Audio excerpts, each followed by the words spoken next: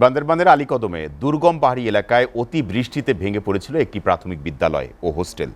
পরে বন্ধ হয়ে যায় অর্ধ শতাধিক শিক্ষার্থীর পাঠদান। তবে প্রশাসনের উদ্যোগে শুরু হয়েছে বিদ্যালয় ও হোস্টেল পুনর্নির্মাণের কাজ। অগাস্টের শেষ নাগাদ কাজ শেষ হলে আবারও বাজবে স্কুলের ঘণ্টা। বান্দরবান থেকে সহকর্মী আবু বকর সিদ্দিকের প্রতিবেদন।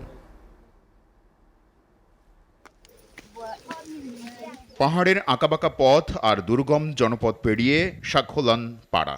শিক্ষার আলো পৌঁছাতে 2022-23 সালে এখানে গড়ে ওঠে একটি বেসরকারি প্রাথমিক বিদ্যালয় ও আবাসিক হোস্টেল। তবে গত জুলাইয়ের মাঝামাঝি সময়ে টানা অতিবৃষ্টি ও পাহাড়ি ঢলে হঠাৎ করেই ধসে পড়ে ভবনটি।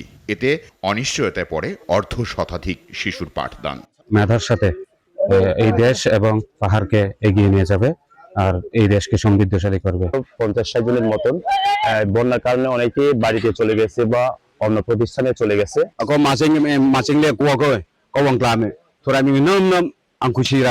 শিক্ষা প্রতিষ্ঠানটি ক্ষতিগ্রস্ত হওয়ায় শিশুদের শিক্ষা কার্যক্রম বন্ধ হয়ে পড়লে দ্রুত পুনর্নির্মাণের উদ্যোগ নেয় উপজেলা প্রশাসন। এতে স্বস্তি ও আনন্দের জোয়ার বইছে স্থানীয় পাহাড়ি পাড়ায়। এখানে স্কুল ঘরটি নির্মাণের মাধ্যমে অত্র এলাকার পিছিয়ে পড়া শিক্ষার্থীদের যাতে আলোর মুখ দেখে শিক্ষায় শিক্ষিত হয় এই ব্যবস্থা আমরা করার জন্য চেষ্টা করে যাচ্ছি। আনুমানিক 10 লাখ টাকা ব্যয়ে পাহাড়ি স্থাপত্যের ঐতিহ্য রক্ষা করে চলছে নতুন ভবন তৈরির কাজ। ইতোমধ্যে কাজের প্রায় 20% সম্পন্ন হয়েছে। তো সর্বোপরি পাড়াবাসীর সহযোগিতায় আমরা আশা করি এই প্রত্যন্ত এলাকায় শিশুরা যে তাদের শিক্ষা থেকে বঞ্চিত হচ্ছিল এই সমস্যার সমাধান হবে।